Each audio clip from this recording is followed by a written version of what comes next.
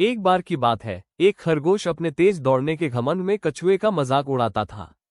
कछुआ खरगोश के इस व्यवहार से तंग आकर उसे दौड़ के लिए चुनौती देता है।